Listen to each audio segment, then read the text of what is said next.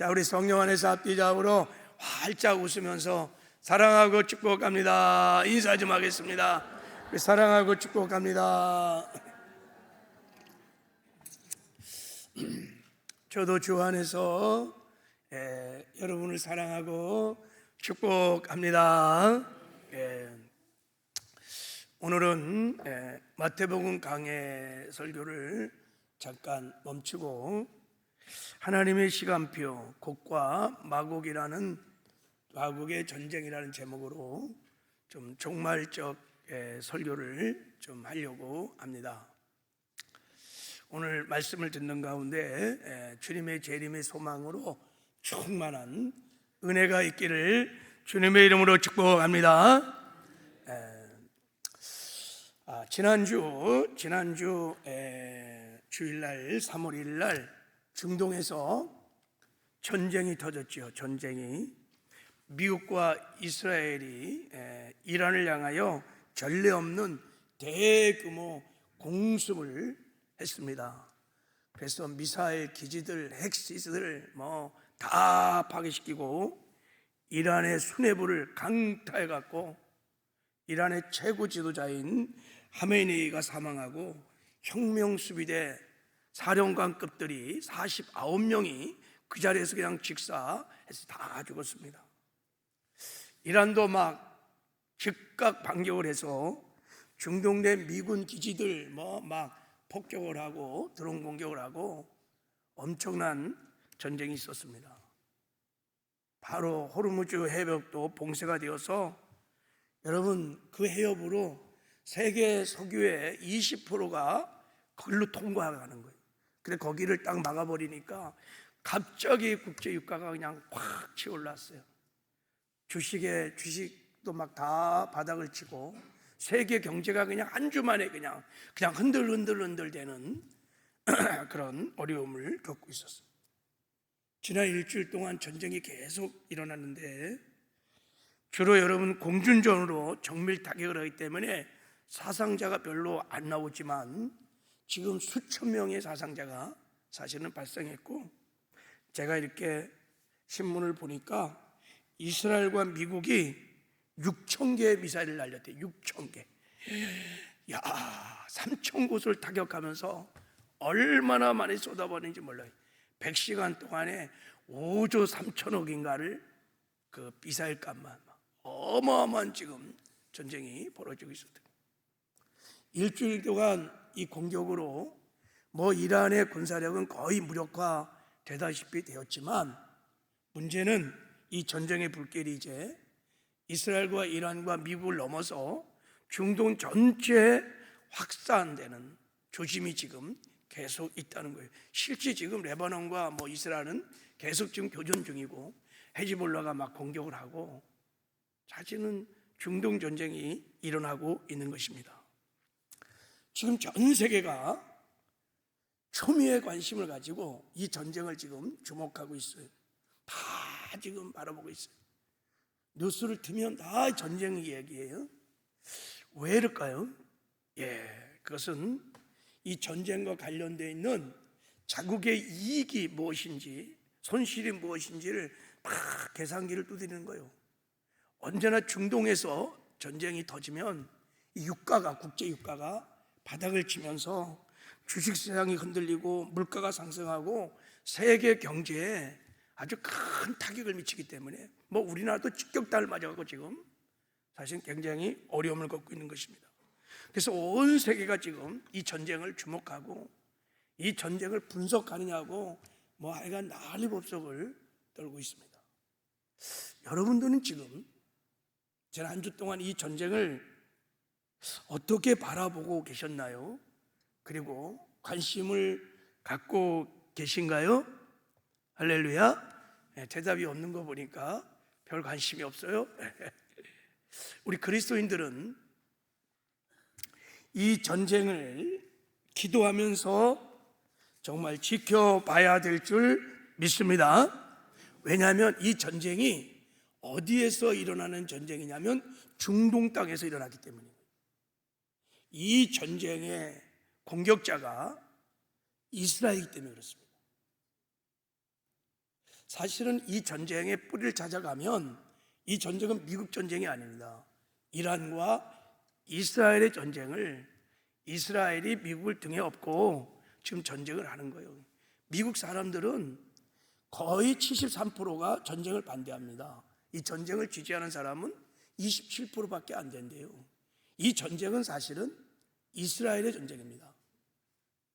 여러분, 이스라엘은 특별한 나라입니다. 이스라엘은 하나님이 구원의 역사를 이루어 가시는 것을 우리에게 보여주는 하나님의 시간표와 같은 나라입니다. 그래서 하나님의 구원의 역사는 언제나 이스라엘을 중심으로 이루어졌습니다. 예수님의 초림도 이스라엘 땅에서, 이스라엘을 통해서 이루어졌고, 예수님의 재림도, 인류의 마지막 종말의 역사도 이스라엘을 중심으로 이루어지는 것이 성경에 다 예언된 것입니다. 그래서 이스라엘은 가장 확실한 재림의 시간표입니다. 그래서 예수님도 이렇게 말씀을 하신 것입니다. 자, 우리 한번 24장 32절 좀 말씀 한번 읽어볼까요? 시작.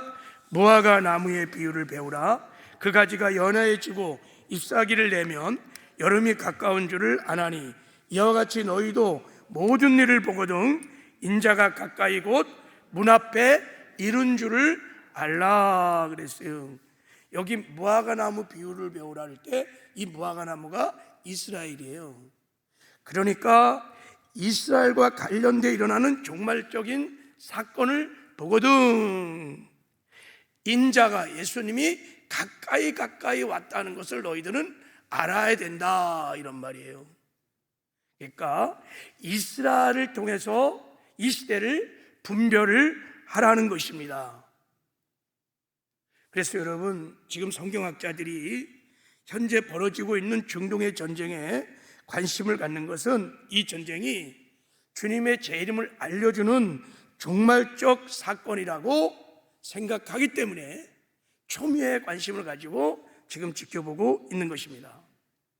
우리는 이스라엘의 역사를 보면 시대를 분별할 수 있습니다. 지금 하나님의 역사가 어디로 가고 있는지, 주님의 재림이 얼마나 가까이 왔는지, 그리고 우리는 이 시대에 무엇을 해야 되는지, 우리의 사명이 무엇인지를 알 수가 있습니다. 이런 맥락으로 현재 미국과 이스라엘과 이란과의 전쟁이 성경에 기록된 인류 종말과 관련된 전쟁들과 어떤 상관이 있는지를 살펴보는 것이 우리 모든 그리스도인들에게는 너무너무 중요한 거예요. 왜냐하면 지금 이런 시대적인 표적, 이런 전쟁들을 통해서 우리가 이 시대를 분별할 수 있기 때문인 것입니다. 할렐루야. 그래서 우리가 이제, 제가 중동에서 전쟁이 터질 때마다 그래서 이런 설교를 이제 하는 것입니다. 자, 이제 근데 우리가 이 종말론적인 전쟁들을 살펴볼 때 조심할 것이 하나 있습니다. 특별히 중동에서 이런 전쟁이 일어날 때마다, 야, 이거 주님의 재림이 막 가까운 거 아니야? 이거 예수님 곧 오는 거 아니야? 막 그렇게 동요하고 막 보이는 현상만 보고 근거도 없이, 그래서 우리가 마땅히 살아야 할 삶을 살지 않고 특히 달려갈 믿음의 경주를 소홀히 하거나 이런 극단주의에 빠지면 안 됩니다. 몇 년, 몇 월, 며칠 날 주님이 온다 막 이렇게 불안과 헛된 소망을 막 일으키고 소위 시한부 종말론에 빠지면 안 된다는 거예요. 이걸 경계하셔야 합니다. 이럴수록 우리가 정신을 바짝 차리고 성경으로 돌아가야 합니다. 그래서 우리가 이런 종말적인 사건을 살펴볼 때 명심할 것이 뭐냐면, 우리는 이 세상에서 일어나는 사건을 예언에 끼워 맞춰서는 안 됩니다. 반대로 예언의 말씀으로 이 사건들을 해석하고 예언의 말씀으로 지금 일어나는 현상들을 분별을 해야 합니다. 무조건 그냥 일어나는 뉴스를 보면서 이 뉴스들을 가지고 막 예언을 끼워 맞추면 이런 잘못 해석을 하거나 과도한 해석을 하거나 우리가 비약한 해석을 할 수 있습니다. 반드시 하나님의 말씀을 가지고 말씀으로 조명을 하고 말씀으로 해석하고 우리가 말씀으로 분별을 해야 될 줄 믿습니다. 자, 이런 관점으로 지금의 전쟁을 그러면 딱 바라보면 이 전쟁은 우연히 일어나는 전쟁이 절대 아닙니다. 국제 정세의 미묘한 각국의 유익 때문에 일어나는 것도 사실은 아닙니다. 그건 표면적 이유가 될지 모르지만 이 전쟁은 역사의 수레바퀴를 돌고 있는 하나님의 손 안에서 일어나는 전쟁이요, 하나님이 성경에 기록된 예언의 말씀을 성취해가는 전쟁인 것이 분명합니다. 할렐루야. 자, 오늘 우리가 읽은 에스겔 38장을 보면 자, 우리 수년 전 선지자 에스겔이 마지막 때가 되면 곡이라고 하는 이 러시아입니다. 러시아. 그 곡이라고 불리는 세력과 함께 바사, 오늘날로 말하면 이란입니다. 이란. 바사와 북방 연합군들, 그러니까 모슬렘 국가들이 이스라엘을 공격한다는 거예요. 연합군이. 그거를 곡과 마곡의 전쟁이라고 부릅니다. 성경에서 곡과 마곡이라는 단어는 마치 고유명사처럼 이스라엘을 대적하는 무리들을 표현할 때 곡과 마곡이라는 말을 쓰는 것입니다. 자, 지금 우리가 뉴스에서 보고 있는 이스라엘과 이란의 전쟁이 바로 성경이 예언한 마지막 때 이 곡과 마곡의 전쟁으로 가는 징조는 아닌가, 우리가 조심스럽게 한번 살펴보려고 하는 것입니다. 여러분, 성경의 예언이라는 것은 미리 기록된 역사입니다. 미리 기록된 역사입니다. 그러므로 반드시 하나님의 때가 되면 하나님의 방법으로, 하나님의 능력으로 이루어지는 것입니다. 이미 하나님께서, 여호와 하나님께서 역사의 모든 일들을 다 성경에 예언한 것입니다. 그것이 성취되면서 역사의 수레바퀴가 돌아가면서 역사에 나타나는 것입니다. 그래서 오늘 우리가 에스겔 38장 예언의 말씀으로 이 전쟁을 조명하면서 한번 시대를 분별해보는 그런 은혜가 있었으면 좋겠습니다. 할렐루야. 자, 이제 우리 관점을 정확하게 이제 잡았어요. 여기서 좌우나 우나 치우치면 굉장히 위험한 설교가 되고 굉장히 어려움을 겪을 수 있어요. 자, 먼저 그래서 이제 이 곡과 마곡의 전쟁은 인류 역사의 마지막에 일어나는 타임라인에 어느 시점에 일어날까를 한번 좀 살펴보려고 해요. 자, 다니엘서 9장에 보면 하나님께서 다니엘을 불러갖고 인류의 역사의 마지막 때를 쫙 하나님의 시간표를 보여줬습니다. 그 중에 하나가 뭐냐면 그게 70일이라고 하는 예언의 말씀입니다. 자, 그 예언의 말씀을 가지고 마지막 때 인류의 역사를 타임라인을 그려보면 이렇게 그려볼 수 있습니다. 자, 구약의 시대가 끝나고 예수님이 이 땅에 초림하셨죠. 그리고 그때부터 신약시대가 시작됩니다.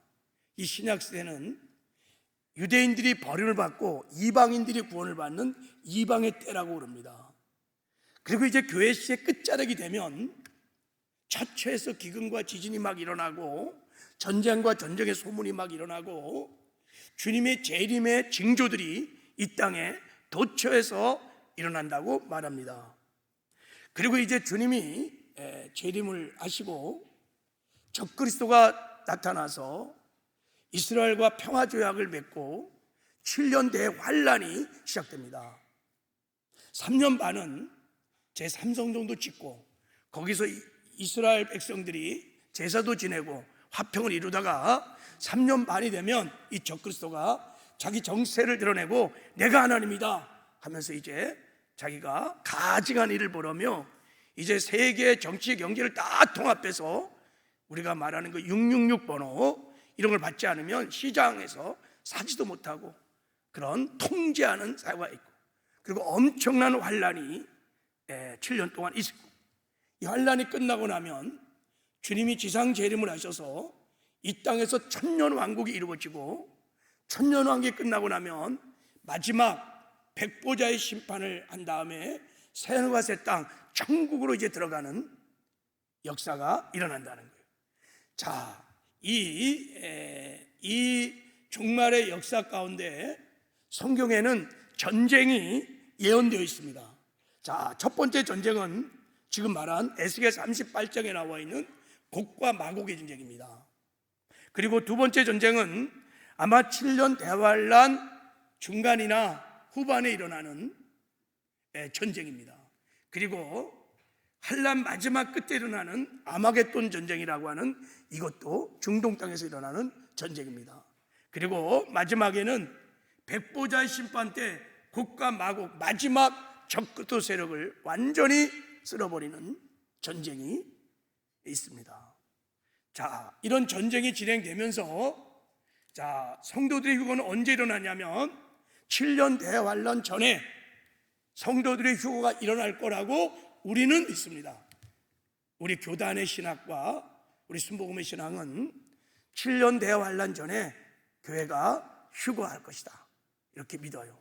자, 휴거가 일어나고 나면 어린 양의 혼인잔치에 우리가 들어가서 혼인잔치를 하고, 자, 예수님과 함께 지상으로 지상 재림을 해서 1000년 동안 이 땅을 통치하는 천년 왕국의 영광을 누리며 살게 될 것입니다. 자, 이것이 마지막에 일어나는 타임라인입니다. 자, 이 종말의 역사 가운데 자, 곡과 이 마곡의 전쟁은 바로 이때 일어나는 거예요. 그러니까 교회 시대의 말세 지말과 환란기에 들어가는 경계선쯤에 어떤 그쯤에 곡과 마곡의 전쟁이 일어난다는 거예요. 자, 이제 우리 한번 이 곡과 마곡의 전쟁을 인류의 최후의 역사 중에서 첫 번째로 일어난 전쟁이, 진짜 이 전쟁이 진짜 일어나면 그때부터는 정말 카운트다운이 시작되는 거예요. 마지막 종말을 향해서 이제 최후의 시나리오가 카운트다운이 시작되는 것입니다. 그러니까 이 곡과 마곡의 전쟁은, 이 중동 전쟁은 우리 그리스도인들에게는 굉장히 중요한 전쟁입니다. 자, 이제 이 전쟁이 에스겔 38장과 39장의 비유로 다 이렇게 예언되어 있습니다. 자, 이제 이 전쟁을 살펴보기 전에 잠깐 37장을 한번 살펴보려고 그래요. 자, 에스겔 37장에는 뭐가 나와 있냐면은, 자, 에스겔 37장에는 여러분 마른 뼈의 환상이 나와 있습니다. 마른 뼈들이 다 살아나서 하나님의 군대가 된다는 그런 에스겔의 환상이 나와 있어요. 37장이. 이 마른 뼈가 누구냐면 이스라엘을 말하는 것입니다. 이스라엘이 완전히 멸망을 당했다가 죽었어요. 근데 이 마른 뼈가 하나님의 군대로 살아나는 것처럼 이스라엘이 살아난다는 거예요. 그 예언이 그대로 성취가 되었는데 AD 70년에 로마 군이 들어와서 이스라엘을 완전히 막 침략시켜서 그때 110만이 다 죽고 이스라엘이 전 세계에 다 흩어졌습니다. 그래서 이방인들에게 밟히고 핍박을 받고 학살을 당하고 완전히 죽어버린 마른 뼈 같은 민족이 되었습니다. 그 누구도, 사실은 유대인조차도 그들이 다시 살아나 한 나라를 이룰 것이라고는 꿈에도 생각하지 못한 일이었습니다. 그런데 이 마른 뼈 같은 죽어버린 이스라엘이 1948년에 독립을 하면서 한 나라를 세웁니다. 야, 이거는 정말 기적 중의 기적입니다. 2000년의 역사, 주권을 잃어버렸던 백성들이 나라를 세웁니다. 그리고 본토가 회복되고 성민들이 다 돌아오기 시작하고 완전한 회복의 역사가 일어났습니다. 에스겔 37장의 예언의 말씀이 100% 다 성취되었습니다. 그러면 이제 자, 에스겔 37장에 불가능해 보이던 예언이 완벽하게 성취되었다면 에스겔 38장의 곡과 마곡의 전쟁의 예언도 반드시 성취되어야 될 것입니다. 할렐루야. 37장이 다 성취가 됐는데 그 땅에서 예견된 이 전쟁의 예언의 말씀도 하나님의 때가 되면 반드시 성취가 될 것입니다. 그래서 우리가 이제 믿음을 가지고 이 곡과 마곡의 전쟁을 한번 살펴보려고 합니다. 그리고 예언의 말씀으로 지금 일어나고 있는, 지금이 아마 6차 중동 전쟁인가요? 한번 중동 전쟁을 우리가 한번 살펴보려고 해요. 앞으로 또 어떤 전쟁이 일어날 때도 여러분 이 말씀을 가지고 여러분이 전쟁을 그렇게 바라봐야 합니다. 자, 이 곡과 마곡의 전쟁은 누가 일으키는 전쟁이냐? 자, 에스겔 38장 2절에 보면 이런 말씀이 있습니다. 인자야, 너는 마곡 땅에 있는 로스와 메섹과 두발왕 곧 고게게로 얼굴을 향하여 그에게 예언하여 그랬어요. 자, 마곡 땅에 있는 로스와 메스와 두발왕 곧 고게게, 그러니까 곡은 그러니까 마곡 땅에 있는 로스, 메스, 두발의 왕이라는 뜻이에요. 곡은 마곡 땅의 왕이야, 왕. 바로 그 곡이 자, 5절 6절에 보면 바사, 구스, 붓, 고멜, 도마갈 족속과 함께 이스라엘을 공격하여 전쟁을 벌이는 것을 곡과 마곡의 전쟁이라고 하는 것입니다. 자, 그러면 여기 나오는 곡은, 바사는, 도말과 족속들은 다 누구냐라는 거예요. 자, 제가 전에 한번 자세하게 설교를 해서 풀어준 적이 있습니다. 오늘 시간상 제가 자세하게 설명을 하진 않겠습니다.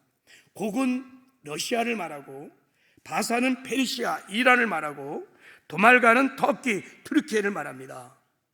바로 자, 이들이 러시아, 이란, 튀르키예, 모슬렘 국가들이 다 동맹을 이루어 연합을 이루어서 이스라엘을 집중해서 공격할 전쟁의 때가 있다는 거예요. 그것을 곡과 마곡의 전쟁이라고 하는 것입니다. 자, 근데 여러분, 지금까지 중동의 전쟁을 보면 이렇게 전체가, 소련까지, 러시아까지, 이란을 중심으로 전체가 동맹을 이뤄서 한꺼번에 전쟁을 치른 적이 한 번도 없습니다. 다 그냥 국지전이었지.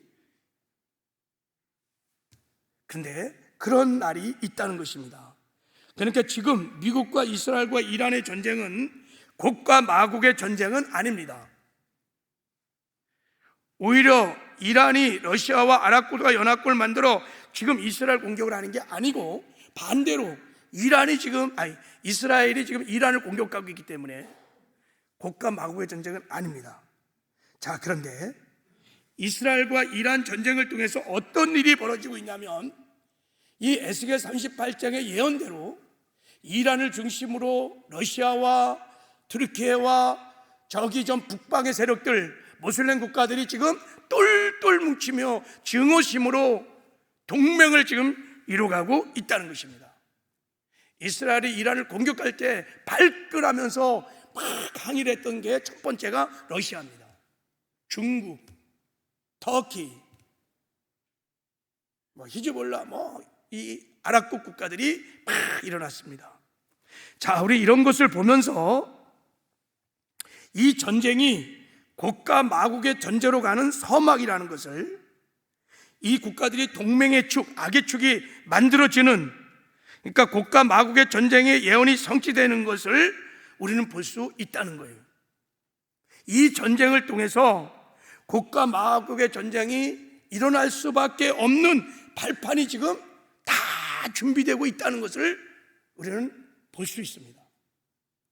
그러니까 본격적인 전쟁이 일어나기 전에 마치 무대 세팅이 되는 것처럼 지금 북방의 동맹 세력들이 다 지금 증오로 하나 돼가는 것을 볼 수 있습니다. 편이 쫙 갈라져 있어요. 남방과 북방국이, 남방은 미국을 중심으로 이스라엘, 한국, 호주, 유럽 국가들, 반대로 북방 세력들은 소련을 중심으로, 이란 중심으로 다 중국, 북한을 다 포함하여 다 편이 지금 갈라지고 있습니다. 우리는 이런 것들을 보면서 이 전쟁은 곡과 마곡으로 나가는 예언적, 여러분, 예언적 징조라는 것을 우리는 알 수가 있습니다. 그리고 또 하나 우리가 한번 생각해 볼 것이 뭐냐면, 곡과 마곡의 전쟁이 발발하려면 두 가지 조건이 갖춰져야 합니다. 에스겔서 38장을 주밀하게 읽어보면 두 가지 조건이 갖춰질 때 이 북방 세력들이 공격을 합니다. 첫 번째가 뭐냐면 11절에 나와 있습니다.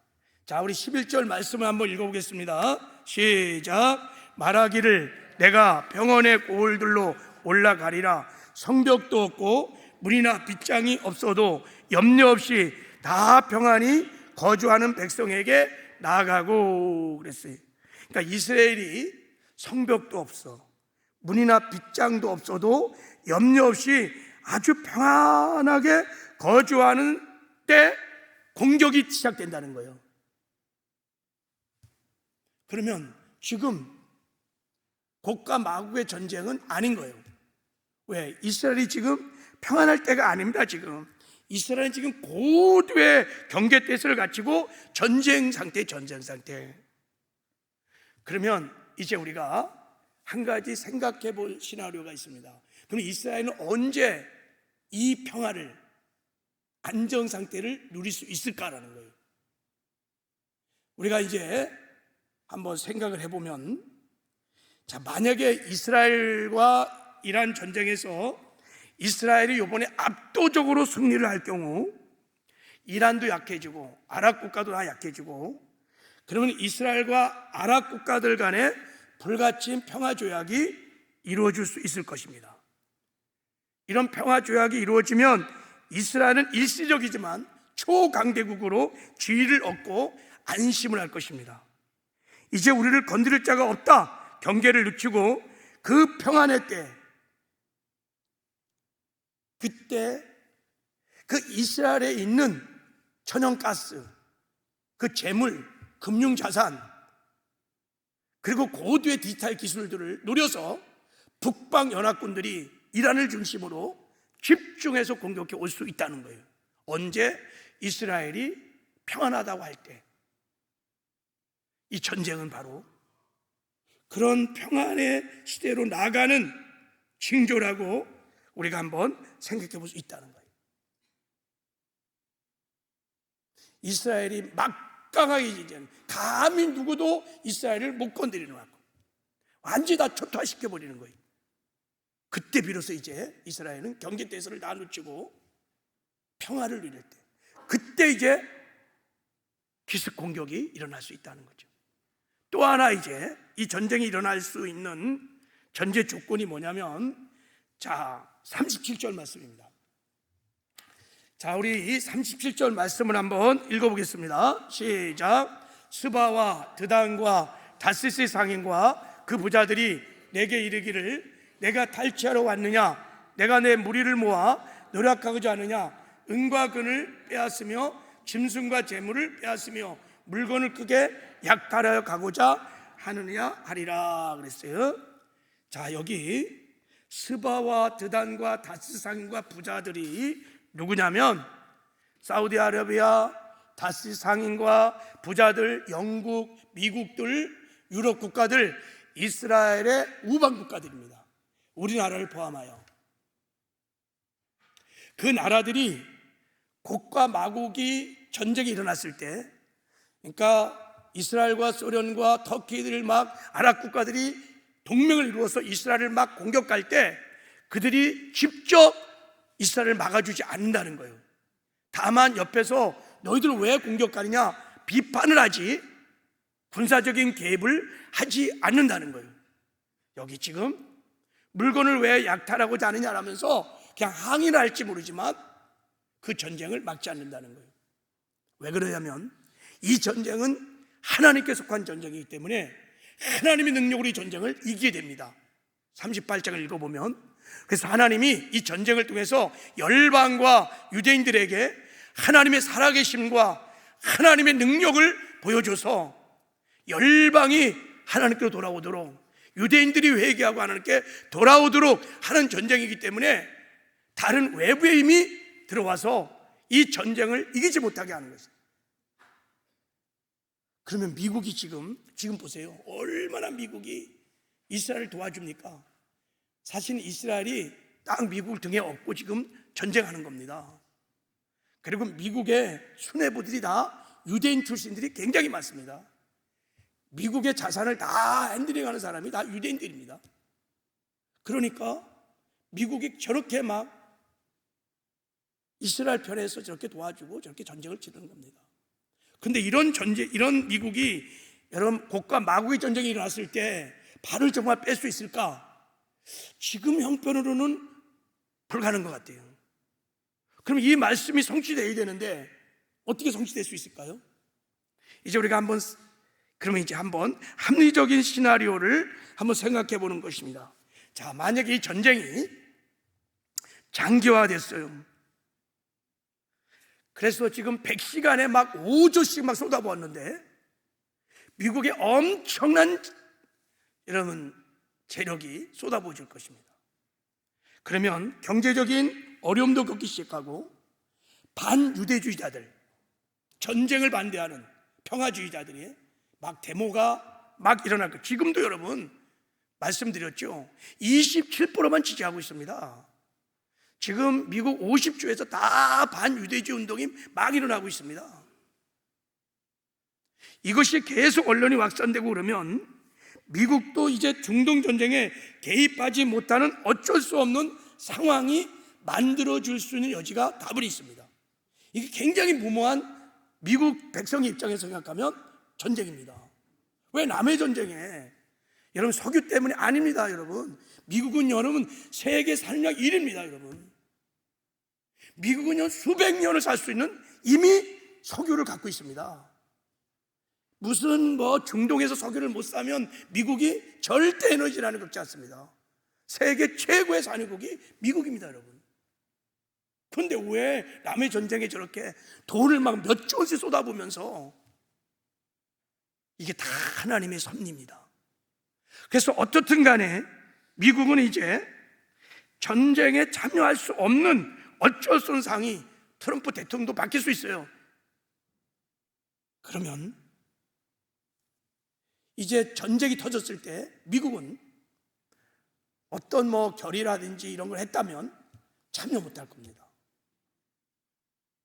이 37절의 말씀이 그대로 성취될 것입니다. 자, 우리는 이제 우리가 목도하는 이스라엘과 미국과 이란의 전쟁은 이스라엘이 일시적인 평화를 가져오기 위한 전 단계일 수도 있고 미국의 영향이 서서히 빠져나가는 과정일 수도 있습니다. 분명한 것은 이스라엘과 이란의 전쟁은 곡과 마곡의 전쟁으로 나가는 예언적인 전조인 것은 분명합니다. 지금 하나님께서 역사의 톱니바퀴를 예언의 말씀을 따라 빠르게 지금 돌리고 있는 것입니다. 이 전쟁은 곡과 마곡의 중동의 마지막 전쟁을 향하여 지금 가고 있는 것입니다. 그 말은 주님의 재림이 가까이 왔다고 하는 재림의 징조인 거예요. 무화과 나무의 비유를 봐라. 죽었던 무화과 나무가 살아서 가지가 연해지고 잎사귀가 나면 인자가 가까이 온 줄을 알거라 하는 이 말씀을 통해서 우리는 이 전쟁을 바라보면서 지금 우리는 마지막 때를 살아가고 있다는 것을 알 수가 있습니다. 할렐루야. 여러분 현재 벌어지고 있는 이스라엘과 이란의 전쟁이 과연 곡과 마곡 전쟁, 즉 중동 전쟁으로 연결될 것이냐 아니냐 우린 조심스럽게 지켜봐야 합니다. 어쨌든 간에 이 마지막 때 일어날 에스겔 38장의 곡과 마곡 전쟁을 향하여 나가는 포문을 연 전쟁인 것은 분명합니다. 이 전쟁이 말하고 싶은 중요한 메시지는 그러므로 지금 성경이 예언한 마지막 때가 주님의 재림이 심히 가까웠다는 것을 확실히 보여주는 재림의 징조인 것입니다. 왜 하나님은 그러면 우리에게 이런 마지막 종말의 역사를 다 예언해 놓고 그것을 성취해가는 이런 과정들을 우리에게 보라고 하실까요? 왜 시대를 자꾸 분별하라고 하실까요? 그것은 깨달으라고, 때를 분별하라고. 왜 때를 분별하라고 자꾸 그렇게 말씀하실까요? 그 이유가 여기에 있습니다. 자, 우리 한번 읽겠습니다. 시작. 그러므로 깨어 있으라. 어느 날에 너희 주가 임하릴지 너희가 알지 못함이니라. 너희도 아는 바니 만일 집주인이 도둑이 어느 시간에 올 줄 알았다면 깨어 있어 그 집을 뚫지 못하게 하였습니다. 이러므로 너희도 준비하고 있으라. 생각하지 않을 때 인자가 오리라. 예수님의 재림은 여러분 생각하지 않을 때 온다는 거예요. 전혀 생각하지 않을 때 도적처럼 임한다는 거예요. 아니, 주님이 오실 것을 다 알면 다 준비하죠. 그래서 깨어 있으라는 거예요. 그리고 준비하라는 거예요. 그래야 예수를 믿는 신부인 교회가 신랑 되신 예수님을 맞이할 수 있다는 거예요. 세상 사람들은 그 누구도 갑자기 주님의 재림을 맞이할 사람이 아무도 없을 거예요. 문제는 예수를 믿는 교회 신부들이 문제인 거예요. 그래서 하나님께서 계속해서 예언의 말씀을 통해서 시대의 표적을 보여주면서 시대를 분별하라고 계속 말씀을 하시는 것입니다. 우리는 겸손하게 이런 예언의 말씀을 가지고 지금 일어나는, 세계에서 일어나는 이 종말론적인 예언의 말씀이 성취되는 이 현상들을 보면서 때를 분별해야 될 줄 믿습니다. 그리고 우리는 믿어야 합니다. 지금이 우리가 마지막 때를 살아가고 있다는 것을. 그리고 너희도 준비하고 있으라. 생각지 않을 때 인자가 오리라고 하시는 그 예수님의 말씀을 믿어야 합니다.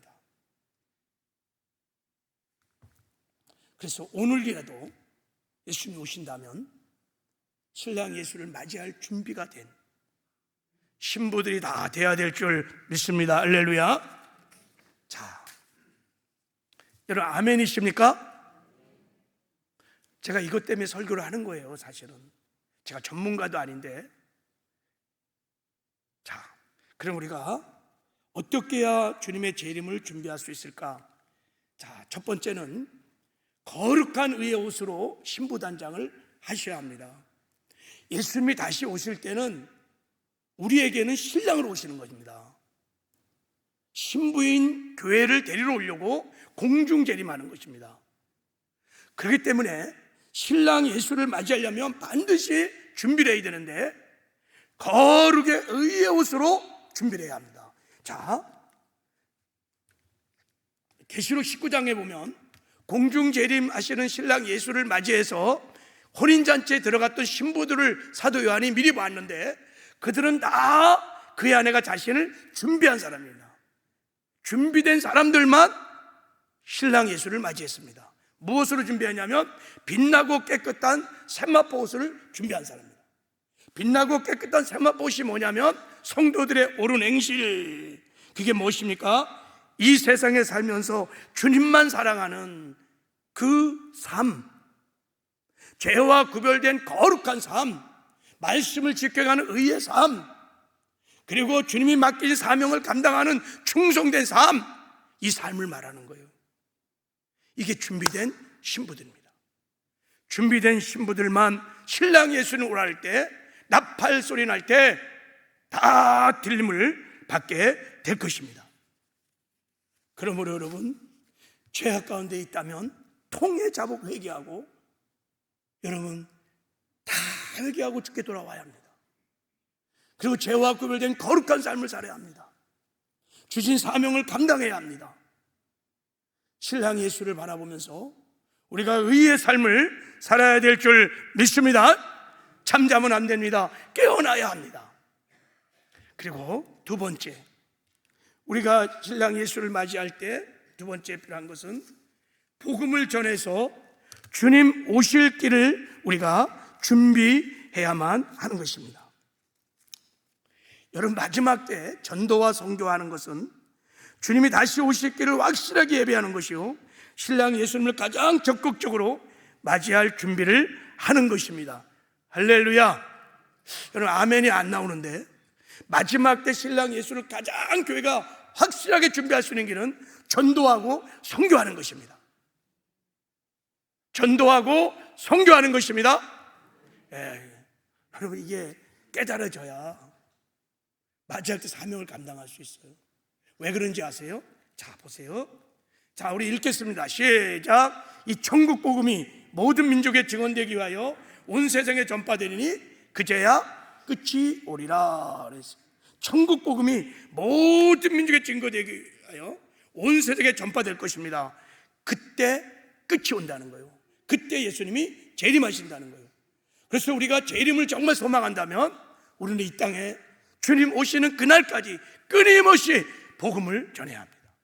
복음을 전해서 죽어가는 영혼을 살리고 하나님 나라를 건설해 가는 것이 신랑 예수님이 오실 길을 예비하는 길인 것입니다. 교회의 마지막 신부들의 사명은 복음을 전하는 거예요. 주님 올 때까지 끝까지 열방을 나가 복음을 전하고 선교를 하는 것입니다. 할렐루야.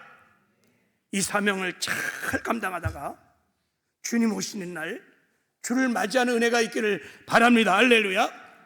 왜냐하면 때를 우리가 딱 분별해 보면 지금은 말씀드렸죠, 교회 시대의 끝자락에 있습니다.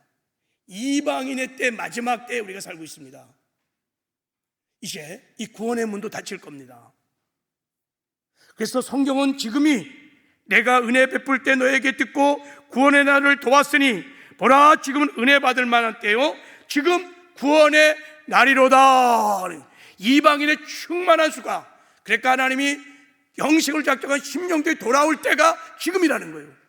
지금이 구원의 때요, 은혜의 때인 것입니다. 이 때도 이제 곧 끝나게 될 것입니다. 그러므로 성경은 우리에게 이렇게 말합니다. 자, 우리 한번 읽어보겠습니다. 자, 고개를 들고, 자, 우리 한 말씀을 읽겠습니다. 시작. 하나님 앞과 살아있는 자와 죽은 자를 심판하실 그리스도 예수 앞에서 그가 나타나실 것과 그의 나라를 두고 엄히 명하노니 너는 말씀을 전파하라. 때를 얻든지 못 얻든지 항상 힘쓰라. 다시 오실 예수 그리스도를, 그 나라를 두고 엄히 명하노니 때를 얻든지 못 얻든지 복음을 전하라는 거예요. 죽을 영혼을 살리라는 거예요. 하나님 나라를 확장해 가라는 거예요. 선교를 완성시키라는 거예요. 그러면 주님이 다시 오신다는 것입니다. 여러분, 이 사명을 잘 감당하다가 신랑 예수를 맞이하는 은혜가 있기를 주님의 이름으로 축복합니다. 그리고 마지막으로 깨어 기도하라고 성경은 말하고 있습니다. 우리가 깨어 기도해야 합니다. 자, 우리가 말씀을 한번 읽어보겠습니다. 자, 베드로전서 4장 7절 시작. 만물의 마지막이 가까웠으니.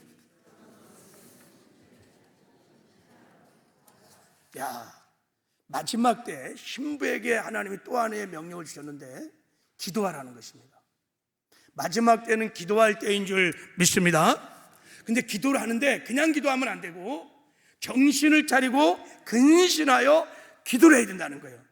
이게 무슨 말입니까? 정신을 차리라, 근신하라, 이 말은 하나님의 관점으로 상황을 바르게 판단하여 온전한 마음으로 하나님의 뜻대로 기도를 해야 된다는 거예요. 왜냐하면 마지막 때가 되면 막 종말의 징조가 막 일어납니다. 전쟁이 소문이 나고 막 지진과 기근이 막 일어나고 자연재앙이 막 일어나고 사람들이 막 두려움에 쌓입니다. 그렇게 되면 사람들이 두려움과 공포에 막 사로잡히고 한편으로는 주님이 당장 올 것이라고 막 맹목적으로 막 종말론적인 시한부 종말론적인들이 막 나타나면서 막 여러분 광적으로 막 열광을 하기 시작합니다.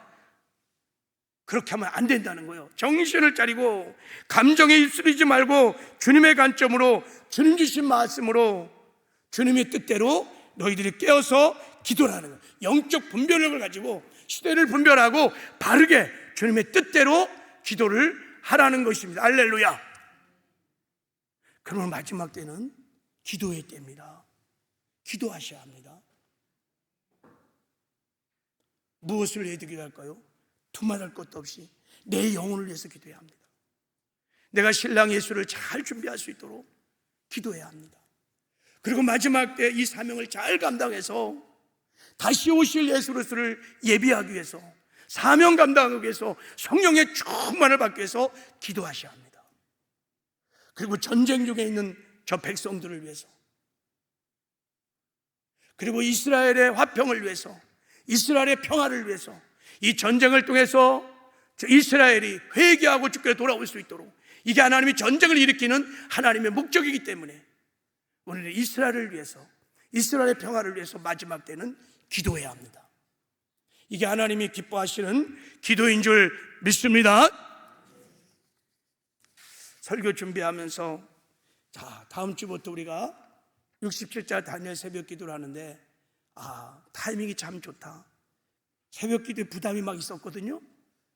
그런데 이때 우리가 새벽에 나와 우리 영혼의 구원을 위해서, 우리 자녀들을 위해서, 주님의 다시 오심을 소망하며 우리가 영적으로 깨어나기 위해서, 또 이스라엘의 평화를 위해서, 저 중동 땅의 전쟁을 위해서 중보할 수 있다는 것이 얼마나 하나님이 기뻐하시는 기도일까, 이런 생각이 막 들었어요.